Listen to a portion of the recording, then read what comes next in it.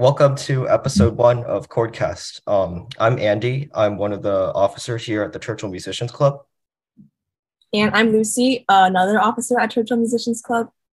Our first guest is Mimi Stillman, who is an internationally acclaimed flutist, the youngest woodwind player to be admitted to Curtis at age 12, and the artistic director of the Dolce Suono Ensemble. Let's welcome Ms. Stillman. Would you like to introduce yourself before we begin? Thank you. Yes. Hi, Andy and Lucy. It's a great pleasure to be with you today. Thanks for inviting me to join you on your first podcast episode of Churchill Musicians Club. You introduced a little bit your work with music at the high school, and it's very inspiring how committed and excited you are to music. So it's a pleasure to speak with you today. I appreciate the really nice introduction. I'm a flute soloist and chamber musician and founding artistic director of Dolce Suono Ensemble. As you mentioned, it's a chamber ensemble based in Philadelphia. I also, as a Yamaha performing artist and clinician, give master classes internationally when I travel to perform as well. And I'm on the faculty of Temple University as artist in residence, teaching my flute studio, teach privately, and was on the faculty of the Curtis Summerfest, now Curtis Online Learning. And that's how we met, Andy, a couple years ago during the online. It was a pandemic project, but it was the Young Artist Summer Program at Curtis, where you were a very talented composing student at the time. And it was great working with you on your piece. And then also, that's how you came to our attention at Dolce Suono Ensemble, and we invited you to participate in our Composer Lab Flute Young American Composers Project, the online project last year, which we can talk about a little more later, but it's so nice to reconnect with you after those things. And yeah, I'm very happy to talk to you about my really fun life in music and many projects. In addition to performing and teaching and running the ensemble, I also arrange music for my instrument and ensembles with flute and have composed. And after graduating from the Curtis Institute of Music, I wanted to keep learning and have always loved history. So I did a master's in history at the University of Pennsylvania and part of a PhD, and really relish the connections between music and history in my projects and programs and recordings. All right. Thank you so much. So I guess we'll start with our first question, which was, so we heard that you were the youngest woodwind player to get accepted to Curtis, and obviously that must have been a huge honor for you. So what was it like studying in such a well-known institution at a young age, and was it easy to adjust to the environment? Yes, I was 12 when I started studying at the Curtis Institute of Music, and it's like I didn't know it really, even though I was the youngest wind player to be admitted. I think my record still stands, but it was just a tremendous honor to be invited to audition and then be accepted by the legendary flutist Julius Baker.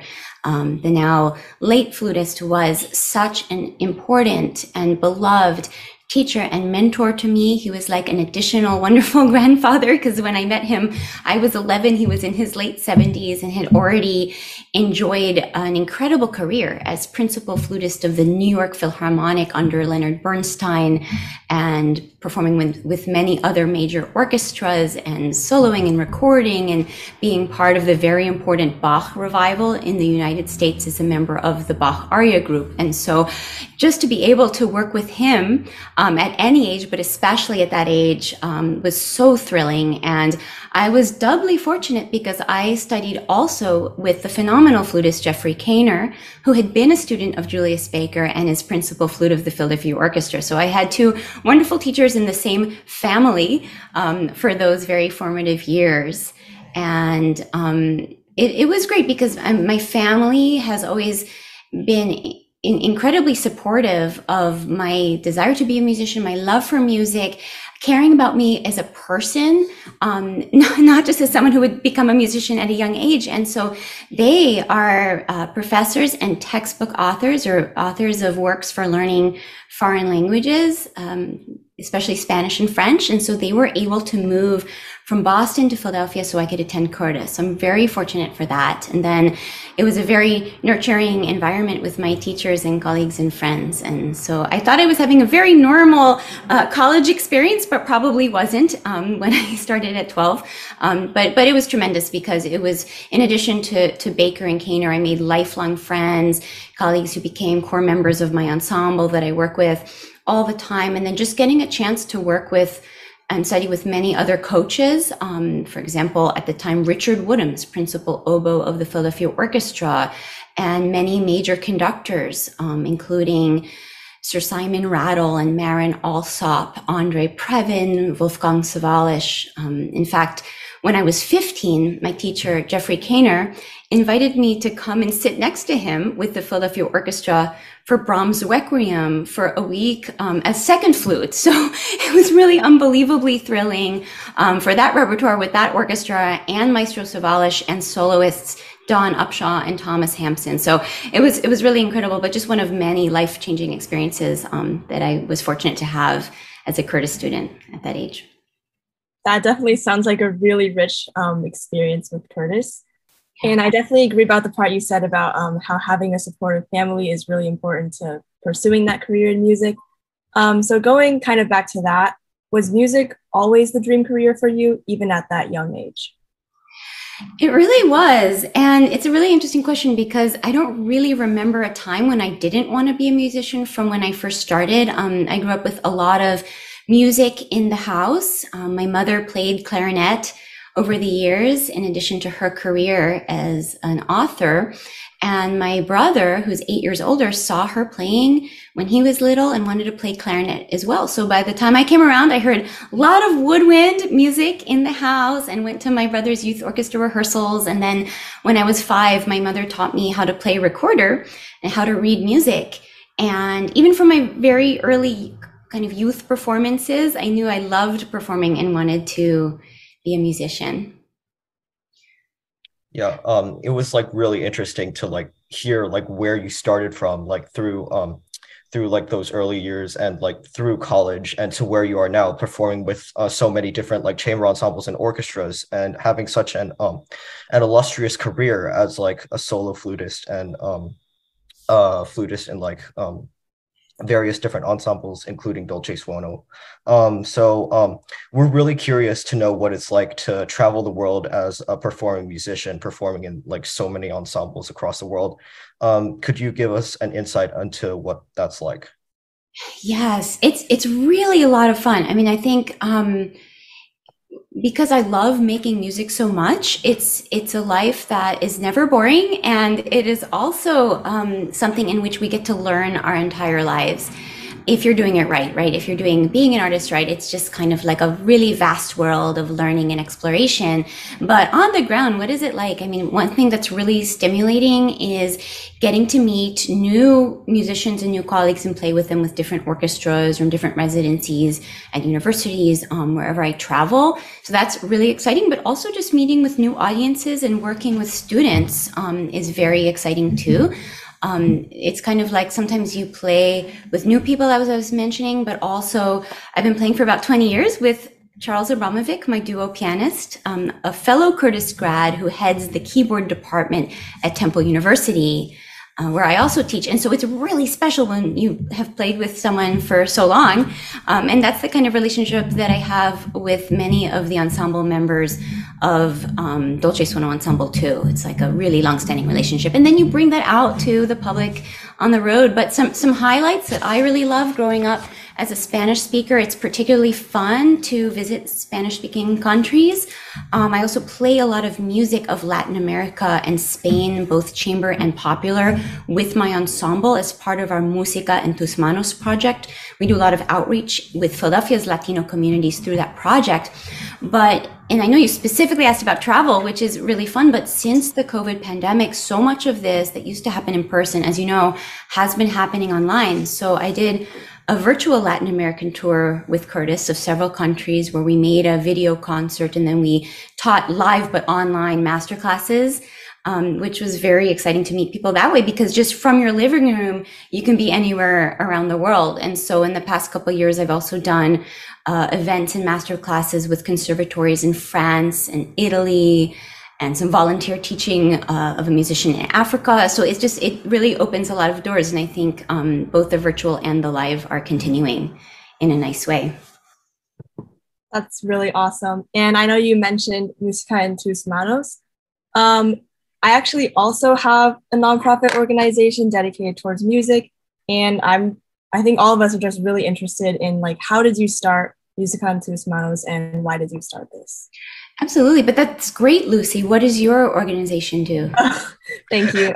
Mine is called the Young Artist Music Society, and we mostly just try to provide resources for musicians K to 12 to perform to like senior centers, and also for them to like have lessons, and just to make sure that they can continue like pursuing what they want to learn. That is so lovely. Congratulations on that really important work. Do you work with Andy and other members of this club on it, or is that something that you've done more separately? It is more separate, but like whenever we have a concert or something, I always send the link out to like CMC and other groups. So it's like really collaborative. Yeah, that's really great. I think when you were asking me about being a young musician at Curtis, one thing that I think we have in common is this sense of entrepreneurship, because even as a very young Curtis student from age 12 and into my teens, I was often the librarian of my chamber group. And then I founded my very first chamber group there. It was an ensemble devoted to playing music by Curtis composers from different times and places. And so a bunch of us friends put it together and did some concerts. And Jennifer Higdon, very distinguished American composer, was our faculty advisor. And we worked a lot with other composers on faculty like Richard Daniel Poor and Ned Rorem. Later on, when I founded Dolce Suono Ensemble, we commissioned Daniel Poor and Higdon and others. So I think it kind of fed into that. So I think it's great you're doing this now, and you never know where that's going to lead you later on. Definitely. Yeah, but I think we got onto this because you had asked me about the outreach. And so one thing that's always been important to me that my family, my teachers have instilled is this idea of exposing people who've never had an opportunity to experience the greatness of classical music to this great art form. And so actually I was doing volunteer teaching of Philadelphia school students as a young Curtis student. And then I was invited to host as well as perform on a video called The Magic Flute for the Musical Encounters series. It was a TV show and video that I hosted when I think I was 13 or 14. And the studio, the kind of live audience was school children. So it was another really great experience at a young age of learning how to share our art form in a way that's accessible and as exciting as we know it to be and we experience, but kind of in an interactive way, give people a taste for that. So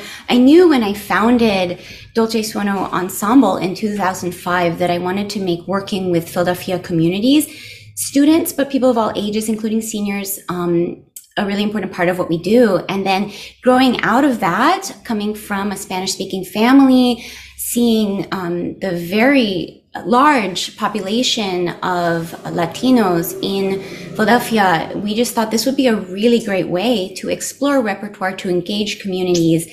And we've been doing it ever since 2012. We won a Knight Foundation Knight Arts Challenge grant to officially launch it the next year, and have kept the project going and expanded it in different ways. And it's been really fun. Yamaha has supported us. One anecdote from what we do with Musica en tus manos is instrument petting zoos, which maybe you've seen or experienced. I know it's a funny name, but Yamaha gave us a student flute and a 3/4 size cello. And so some of our artists, we get together and do demonstrations for people of all ages to try the instruments for the first time. And we do a lot with popular music as well, boleros and choros from all different parts of Latin America. Our percussionist Gabriel Globus Honig also coaches me on the improv for some of the pop stuff and does interactive events. And we won the Hispanic Choice Award for this project, and we're the only classical group performing at the awards show in the year that we won it. So that was another nice way to bring it out to the public. That's awesome. I know Andy has the next question, but I just want to say I totally agree with you about like the experience with sharing music with like younger children. It's just so cool to see them like light up and get passionate about something you're also passionate about. Absolutely. And you must have had some really memorable experiences with the power of music itself. I remember touring in the San Diego public schools where I worked with 1,000 kids in 3 days before performing for La Jolla Chamber Music Society and doing events in Spanish and English, and playing Mozart and other works for little kids who had never heard of classical music before. And in the Q&A, one young boy raised his hand. Maybe he was 9 or 10 years old and asked me to play the Mozart again. And I thought, this is amazing. They are not coming from music class or instrumental studies at all. And the music itself is what reached this child and these people. So I think it's wonderful what you're doing with outreach as well. Thank you. All right.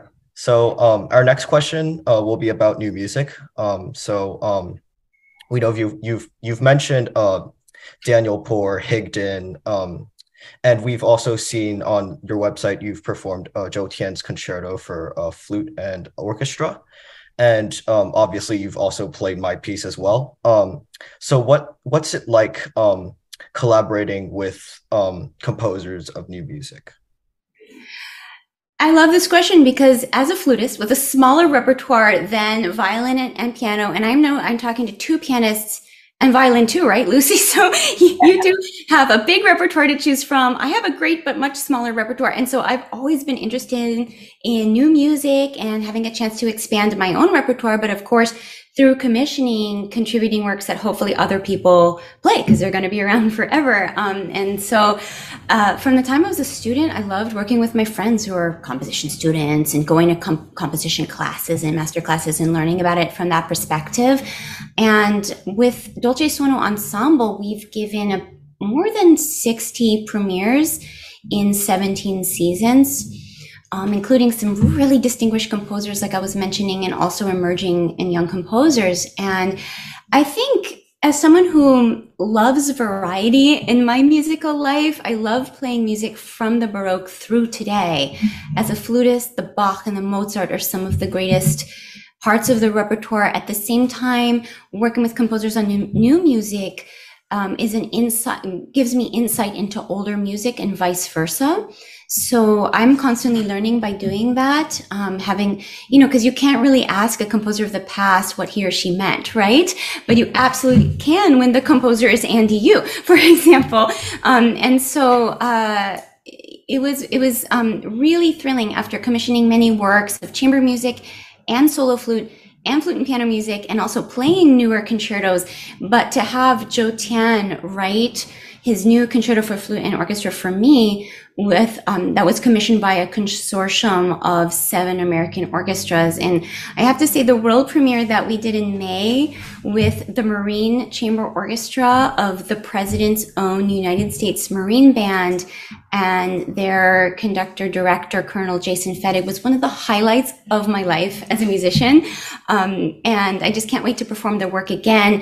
It's a marvelous work. There's going to be a video of the premiere coming out soon, and also the Marines would like to make an album recording that we're going to do to celebrate their 225th anniversary as an ensemble. And so it's really emerged from a very special musical relationship with Zhou. My ensemble had commissioned him years ago to write his tremendous Viaje for flute and string quartet that he then created in 2 other versions for my Dolce Suono trio with flute, cello, piano, and in a version for flute and string orchestra, all of which I performed a lot and recorded.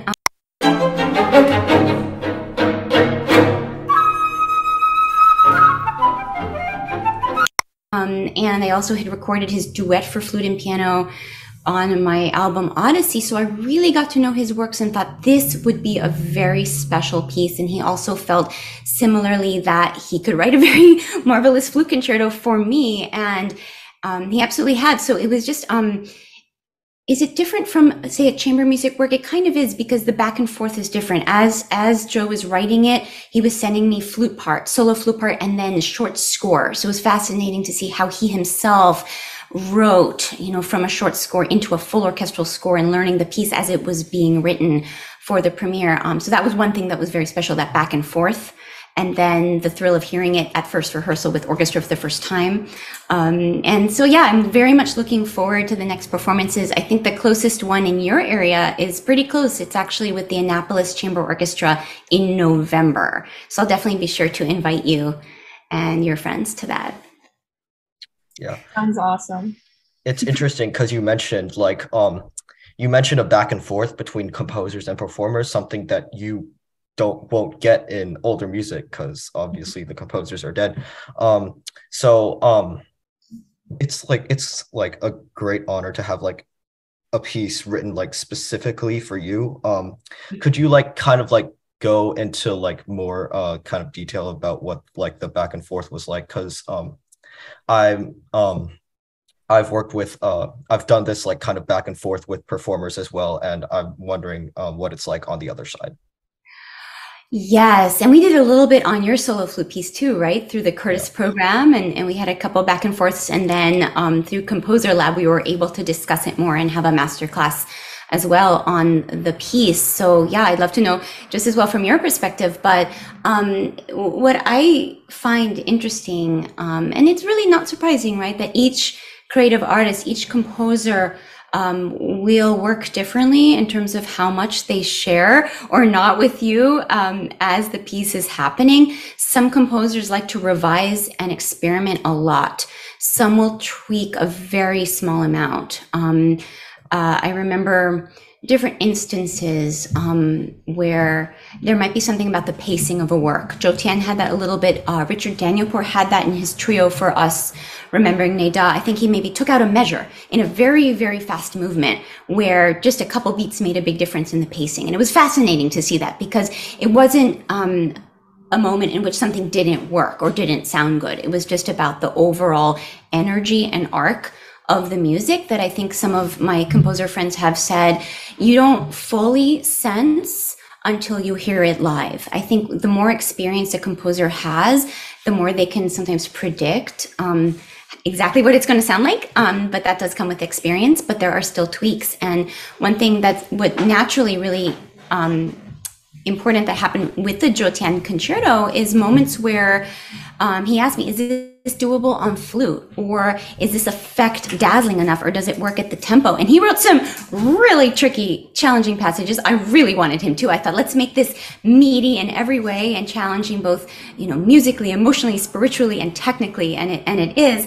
But there's sometimes a moment where, being a flutist, if the composer's not a flutist, I might just see an opportunity to change a little bit the passage work or the figuration. For example, if a composer wants something brilliant, and I could think of some effects that will make it a little bit more that it's really a collaboration, and that the idea that they're going for stays, but is just elaborated a little bit more fully by the technique as the artist. Yeah, I've had like really similar experiences, even working with like Mimi on my own flute piece as well. But definitely it's like more of a like collaboration. Like sometimes as composers, we kind of forget, especially because now we're like, we have all these like new like technology that can like play it back for us. Sometimes we forget that our pieces are like ultimately a collaboration between the composer and performer. And so I think that I'm going to use the word that you use, back and forth, is like really important for like my development, and I'm pretty sure Lucy has had like similar experiences, but like our development as composers. Well, it's great that you're both composer performers, and I was thinking about this as you were telling me about yourselves, that this is something that would have been so much more common in the 19th century and earlier, right?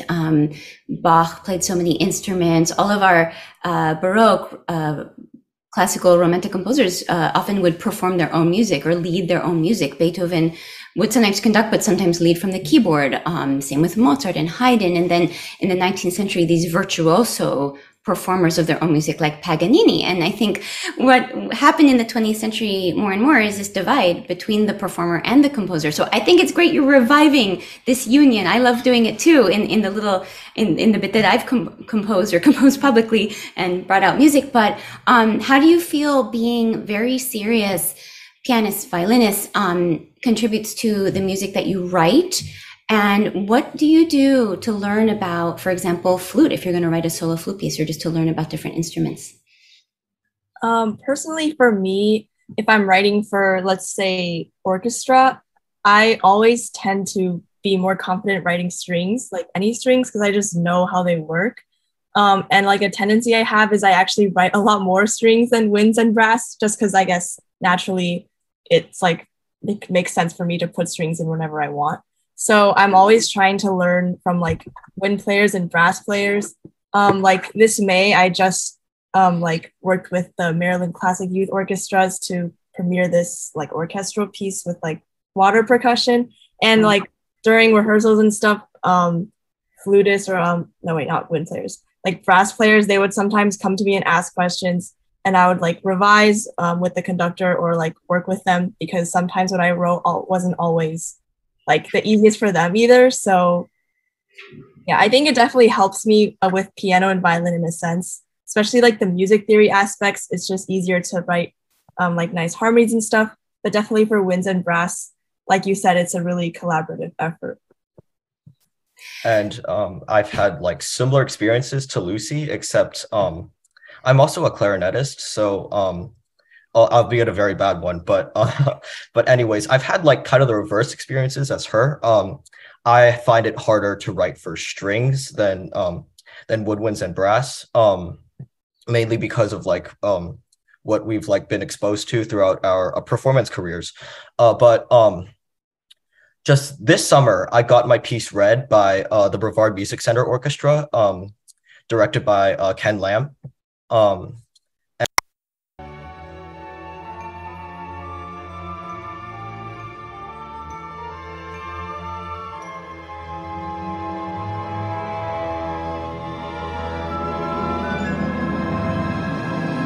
And like a lot of the string parts were kind of like they sounded worse than I expected them to be. And like I wrote like really high string parts, and the intonation was kind of bad.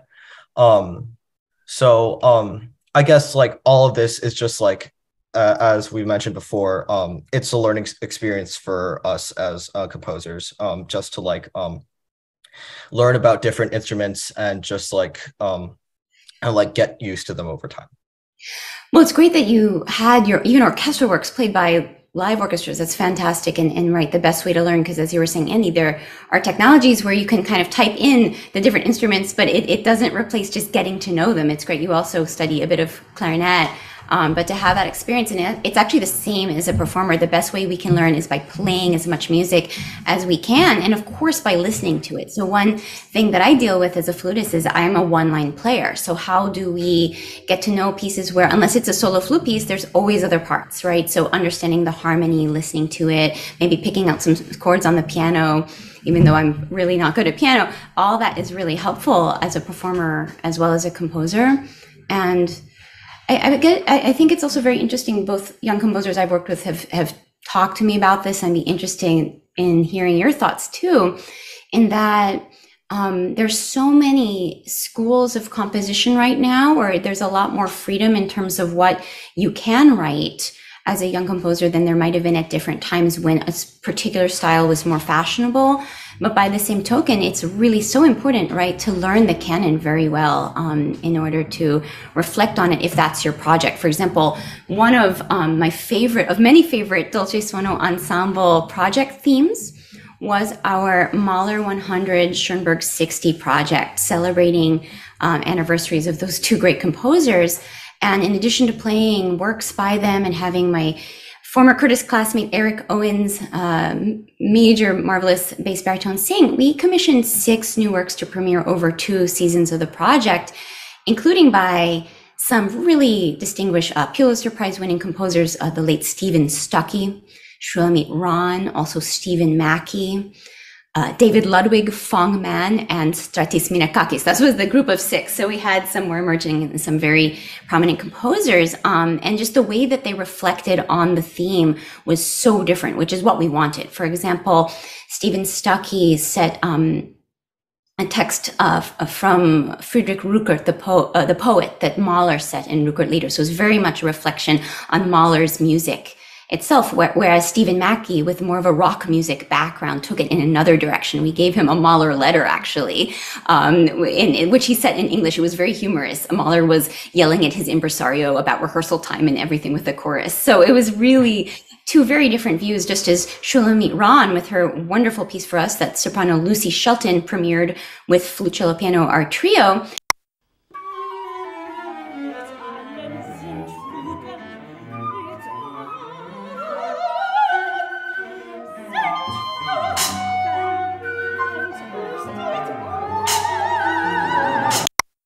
It was reflecting on Schoenberg's Pierrot Lunaire, but in a very different, very personal way. She set a variety of texts about the moon in her piece Moon Song. So this discussion is just making me think about stylistic variety and how young composers navigate that and gravitate toward different things. And I know you're interviewing me, but I'd love to know, what are some of your influences and approaches as young composers?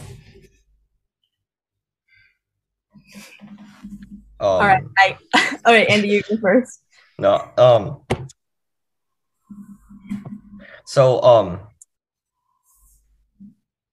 actually, Lucy can go first. I'll think about this later. Yeah, it's like, as you have to put this in. I was just like, this is such an interesting discussion.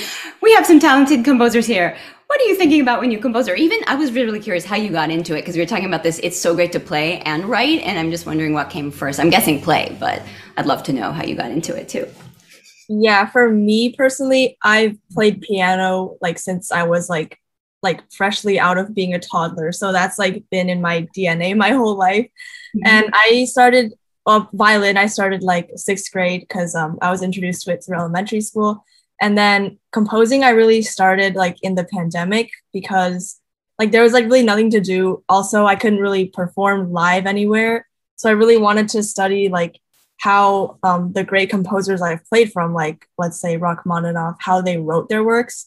And that kind of made me interested in like trying to write my own stuff. And as for right now, I feel like I'm still trying to explore new composers. I was really heavily inspired by Toru Takemitsu because my composition teacher loves him.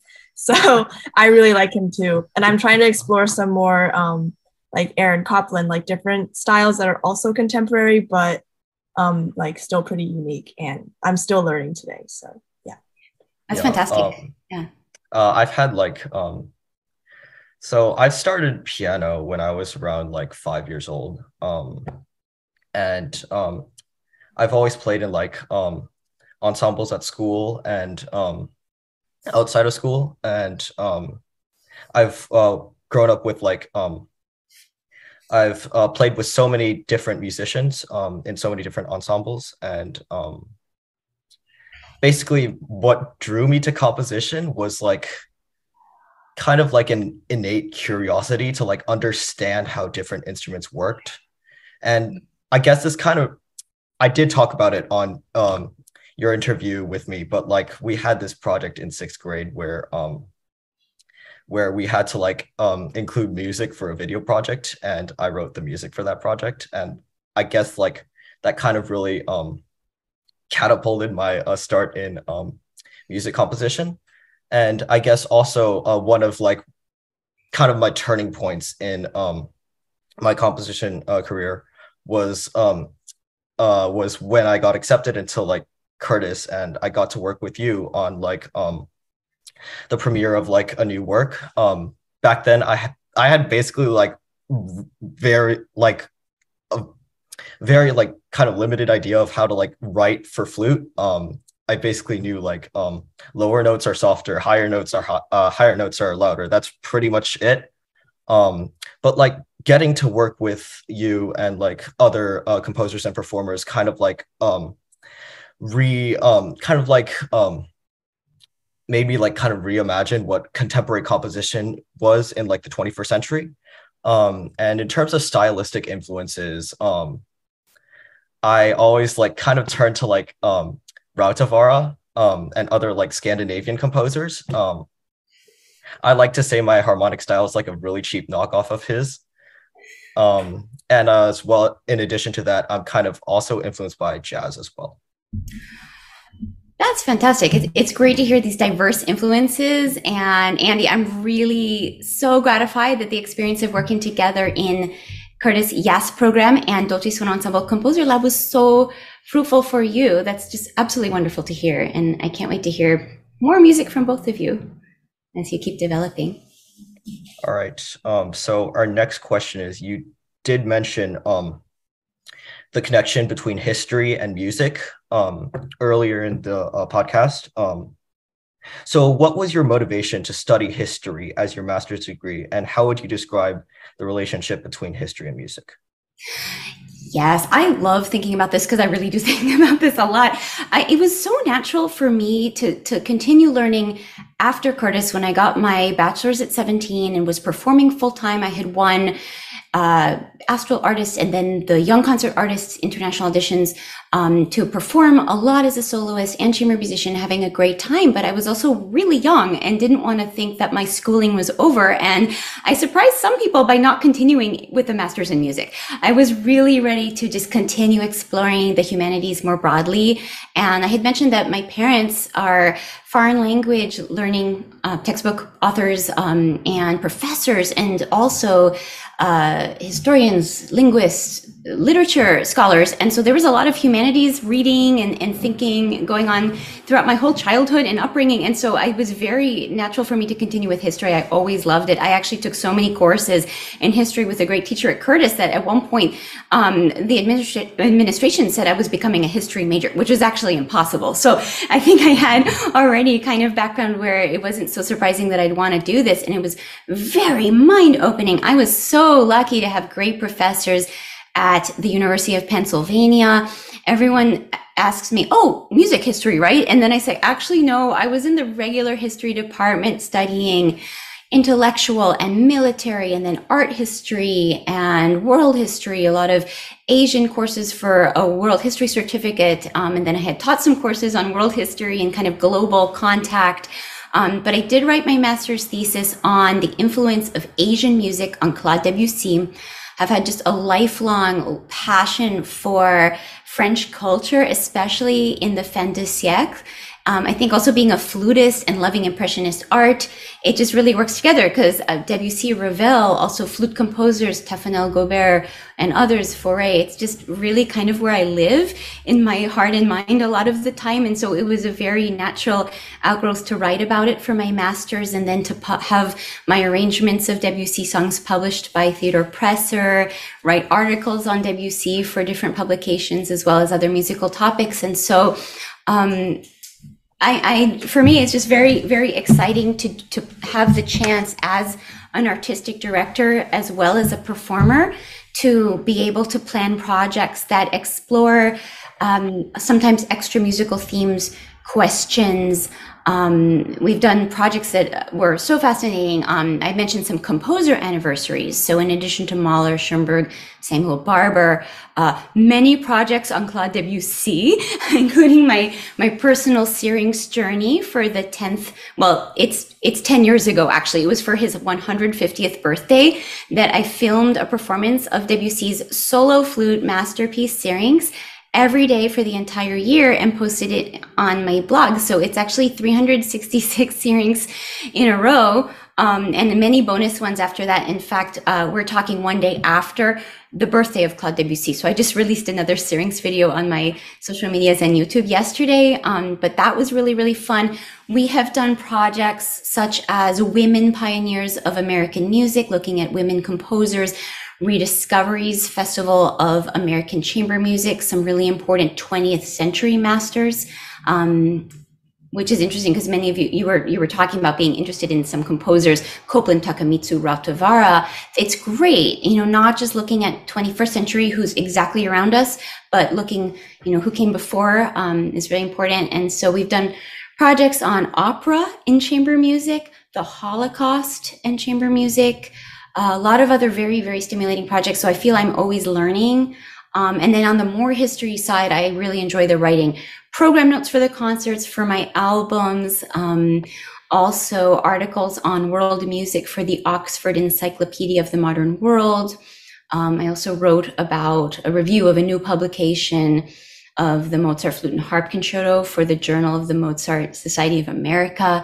So there are lots of kind of areas that I love to dip into for scholarship that really feed into the performing and vice versa. Awesome. It's so cool to hear about how you applied like your history education into like what you do today. And I definitely agree with all you say about like how music and history are like intertwined together. My mom is like a major art history nerd, and she always like talks to me about like Impressionism, like with like the composers of that era, like, and it's really cool to just learn about like the environment they grew up in and how it affects their music. So it's definitely cool to like learn about those intersections. That is so great that you two were exposed to art history at home. Yes, it feeds into the music so beautifully. Definitely. So we're kind of going into some more fun questions now. Andy and I are both really curious.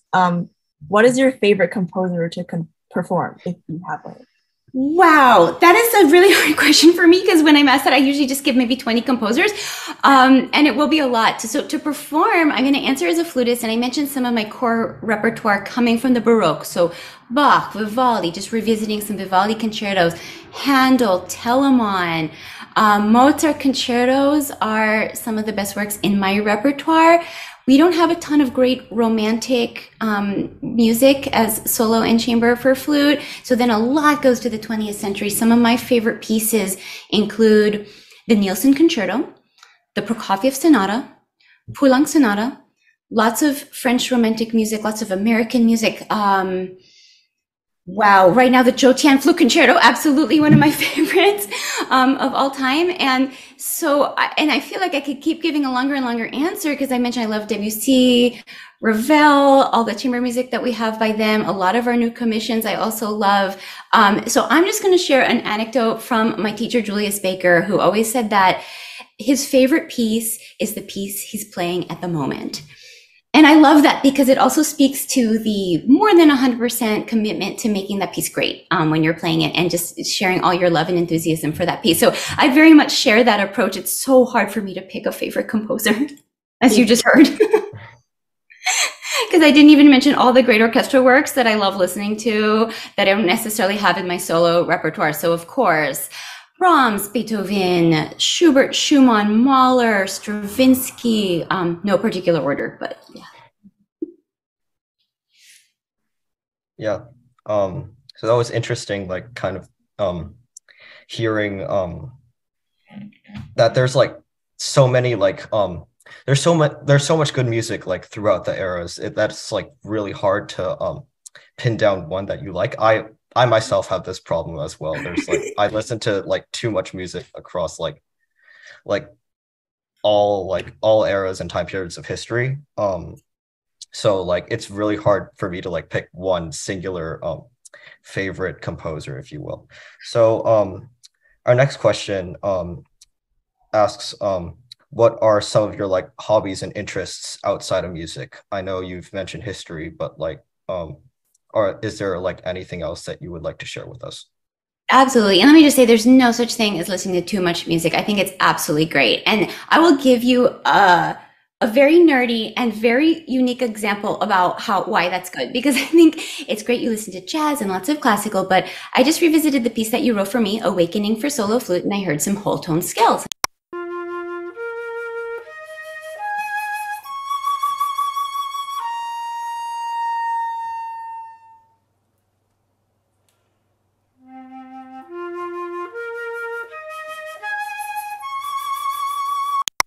And I thought, what is our natural association as musicians? If we hear whole tone, we think the French. We think coming from Debussy and other French composers of that time, right? Moving away from other modes and major and minor modes, right?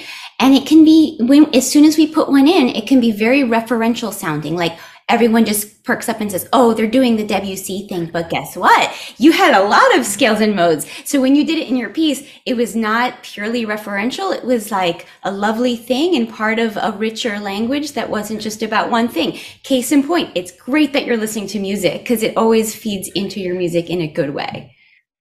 Yeah, thank you. I'm really honored. You know what I'm talking about, right? With those whole tones. Yeah. Can I just share something real quick? While I was writing that piece, like I mentioned, I had no idea how to write for flute. So I started listening to like pieces for solo flute, and the first thing that came up was Debussy's Syrinx. So like, I also like to joke that my flute piece is like a cheap knockoff of Debussy's Syrinx, but like obviously yeah, I don't think there's a single solo flute piece or maybe even small solo instrument work since Syrinx was written in 1913 that doesn't have that somewhere in the mind's ear of the composer. It was that influential and that great, even though it's Syrinx by Debussy is 2.5 minutes, right? So yeah. It's good that your journey led you there. So so getting back to what I like to do when I'm not doing music or history as the case may be, I am quite busy, I think, with this, but I love to relax by just spending time with family and friends, the simple things like cooking and eating delicious food. I am always up for a great cup of coffee or a cappuccino and a lovely croissant. Sometimes a little baking is fun, but I don't do much of it. I prefer to just buy them and eat them. And kind of I love reading. I love watching really good films, sometimes historically based in some way, as well as literature. I love going to art museums and just taking walks in the city or getting into nature a bit. My pandemic hobby and discovery has been learning ballet from a very, very basic level. I had taken ballet as a little girl a little bit and then left it, and then just kind of been amazed by the strength and balance and everything that's required of that, and just really enjoying trying to learn some in my spare time. Yeah. Awesome. I definitely love art museums too. Probably influenced by my mom. That is wonderful. Okay. So our kind of like final section is advice for aspiring musicians, whether it's like composers, flutists, or other kinds of musicians. So we know that you're staff at Temple University. So what kind of qualities do you look for in music college applicants?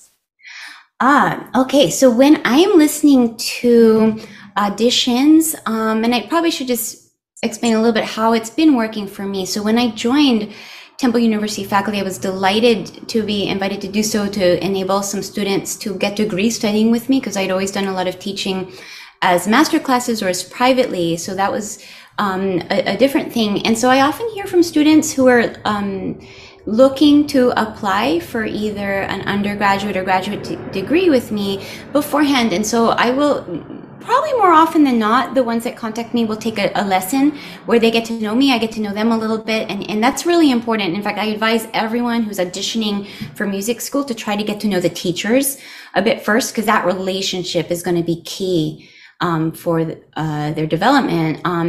But then in terms of the qualities I look for, whether it's beforehand in a lesson or especially in auditions, potential, and that's kind of all around, potential as an artist, musicianship, technique, and how that can work together.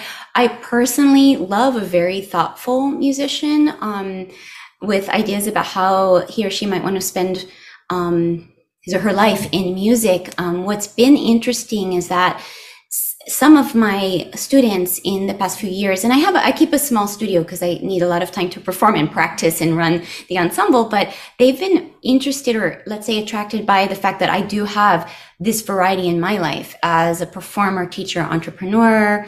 And so I think sometimes those students have wanted to start their own thing as well, or kind of gravitated to the idea of being entrepreneurial or not having as much a set path in music as perhaps several decades ago. Yeah, so our next question, I'm sure like a lot of our club members would probably find this useful, but especially our performers, what's your practice routine like, and do you have any practicing advice for flutists in particular? Oh yes, I mean, I think actual practice advice would be consistency is key. So whatever you do, if you do it every day, that's the most important thing, like any skill, like a sport, or that we're often called athletes of the small muscles, right? Musicians. So I think that's really important. I myself, in my own practice and what I do with my students, I emphasize exercises and etudes a lot in addition to repertoire. So as a wind player, the breathing is so key to everything we do. Long tones are very important exercises. And then scales, major, minor, chromatic, arpeggios of the seventh chord, thirds and sixes. You're a really serious musician, so I wanted to give you the whole load of these exercises that I find are really, really important. A weekly etude that you just do and then go to the next one. I'm revisiting my altus etudes right now. They're tricky French 19th century etudes. I do them with my students. I'm putting a playlist of them on my YouTube. That's been a sort of emerging from the pandemic project as well. Etudes really important. And then a variety of music. And that's kind of been our theme a little bit in terms of variety of styles to play and to study at all times, to be listening to them, to try to do as much playing with other people, again, so that one-line players like flutists don't get isolated. Take advantage of the orchestra, wind ensembles, chamber music, as much chamber music as you can do at your school, and then just with friends informally. All of that is really good. And so my personal routine really is something that has evolved over the years at different stages of my life. I think to become a professional performer, we all go through that 4 to 6 hours of practice, maybe even more with playing. Those were my conservatory days and after. And then still, getting ready for big projects. I'll be putting in many hours a day, but sometimes I'll be very busy writing a grant application or doing the administrative side of what I do. So it does vary a little bit more in my life, but it's the consistency that I like to do. And then, you can do a whole variety of things. I think composing is great. We were talking about that earlier. In the past few years, have learned so much by starting to improvise my cadenzas for Mozart concertos. That is a huge artistic stretch for me. I also love playing some jazz and Latin styles and learning some improv there. So I feel I'm never bored with what I can do in my practice routine, but I guess I'm lucky. I've kind of always enjoyed the routine aspects of it as well. Yeah. Definitely, I agree that consistency is key, because especially for like high schoolers in like junior year and stuff, where it's hard to practice a lot every day, I find that even if I practice like 30 minutes on the piano, after weeks it can get better. So absolutely good advice. Yeah. Well, you're so right about that. Like you can do a lot with the time you have, just being consistent. Yeah. Mm-hmm. Yeah. And like the quality of practice too, not just like running through the piece 10 times. You're so right about that. I've learned that through experience. No, I think because thinking is part of it. I think sometimes I don't know if you've had this experience where you think, I'm only practicing if I'm playing the whole entire time. But actually, sometimes if you stop and really think about something or problem solve or think about how you want it to go, that's actually practice too, right? You don't have to be on the instrument. The mental part of it is very, very important. Yeah, or like listening to like professional musicians play your piece is really helpful. Absolutely. Yeah, listening. And I think one piece of advice I always give to my flute students and people I meet is that don't just listen to the pieces you're playing. Yes, listen to great recordings and a lot of variety of them in the pieces and in your instrument, but we can learn so much from listening to singers, string players, pianists, if you're a wind player, other wind players, orchestral, opera, all the genres really can feed into what we're doing in a great way and make us better. Just like studying, right? We were talking about art and history and literature and all that. Every field that we learn about can help the music. And of course, if you're going into other fields, music will only enrich your life that way. Yeah, I think it's just really about like getting a well-rounded view of like whatever you're studying. Yeah. So Andy was saying he's thinking about double majoring in music and math. Lucy, what are you thinking about for college?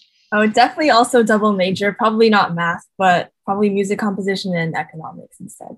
Oh, that's great. So you're both thinking of really focusing on composition. Yeah, we'll see how college goes. Yeah, we'll see how it goes. Absolutely. And you have the luxury of having time to change your mind and explore many things. Definitely. Yeah. All right. So we kind of have one final question, and it's, what advice do you have for students who want to pursue music, which you've kind of already been given, but yeah.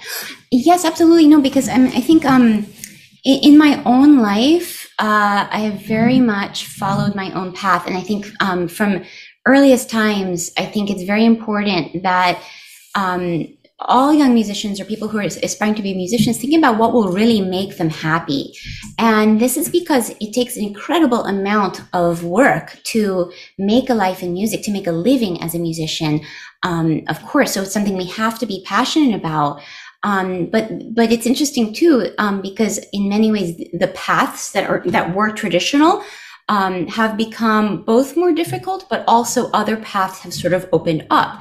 So, for example, I founded my ensemble before most conservatories were offering courses, or let's say modules on entrepreneurship or on how to found and do your own thing. Just because I wanted to make chamber music with my friends. I was doing a lot of solo, and I wanted to play for the audiences in Philadelphia I grew up playing for, and then do educational outreach as well. So it grew organically out of my interests very much. But I've seen how my alma mater, Curtis, and many other schools are now offering units where they encourage conservatory students to create their own adventure, so to speak, right? Or to have the experience of carrying out a project that they design. And I think, especially as a flutist, there have always been in some ways fewer paths as a soloist. For example, I also came from training with some of the greatest orchestral flutists of all time, Julius Baker and Jeffrey Kainer, who probably assumed that I would follow suit and join an orchestra, whereas I always felt that being a soloist and chamber musician, and then later an entrepreneur, artistic director, as well as teacher, really suits me. And so traditionally, flutists could pretty much do orchestra or let's say teaching, whether it's private or at the university level. Now, a lot of wind players are exploring more hybrid lives, but I think even instrumentalists in more traditional soloistic instruments, or instruments that only could go into orchestra, like string opportunities, are doing kind of more creative mixes of what they might want to do. At the same time that even before the pandemic, some of, let's say, the nation's most august musical organizations, even the Metropolitan Opera, for example, are undergoing financial difficulties. So I obviously think about this a lot, both as a musician and as an artistic director with my team running an arts organization. But it's interesting because I think if you take the long view, being a musician has always been tough, right? A lot of our favorite composers had very difficult lives for so many reasons. And even in those golden ages of, let's say, prosperity in classical music, or the post-World War II period after the top orchestras were doing very well economically, and when LPs and, let's say, CDs were economically also very viable, that's not something that has really lasted, right? As the technology shifts, as people consume their music differently. So the business is ever changing and it's always difficult. But I think exploring both the variety of avenues available and also making sure that young musicians are finding something that will really satisfy them are very important at the same time. Awesome. Right. It's a big field, right? We can keep thinking about this. I think I mentioned so many different areas and aspects to this, but it's obviously something to think about. Yeah. Well, you want to say our closing? Yeah, sure. Well, thank you all for tuning in to watch the first episode of our podcast. We'd like to thank Mimi Stillman for agreeing to be on our show. And yeah, that's pretty much it. Do you want to say anything else? I just want to thank you both, Andy and Lucy, for having me on your podcast. It was really such a pleasure talking with you and getting to know a little bit more about your outlets and talents in music. I think it's fantastic what you're doing and wish you all the best with it. And I really hope that we will keep in touch and share what we're doing. As you know, Andy, it was great having you be a part of Dolce Suono Ensemble's Composer Lab. And I just want to mention, we're going to do another cycle of it, a global cycle, so outside of the US as well. So I definitely want to invite you to participate. And Lucy, as a composer, you might want to as well. So definitely going to keep in touch about that and invite you to some concerts, and also hope to hear about what you're doing. That's so awesome. And I'm sure our members at CMC will appreciate all the advice, opportunities, and just all the details about yourself as a musician that you've given to us today. Oh, thanks. It was such a pleasure. Hi to all the CMC members, and have fun with your music. It's really a lot of fun.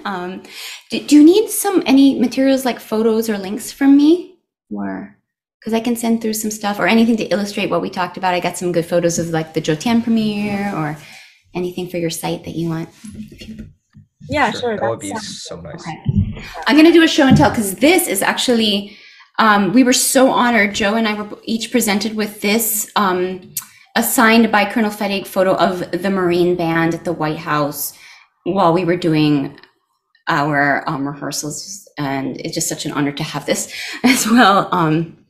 Before we did the premiere, the program was really cool too. I could send you a link to it if you want. Yeah, can't wait to hear the piece. Yeah, so like I was saying, we are doing it in Annapolis, so it could be really nice. Maybe if you're free on that time. Yeah, we'll definitely share that with our members. Lovely. Yeah, that would be so good. I know, and to meet in person, right? Because we have all these virtual connections that have developed, which is so nice.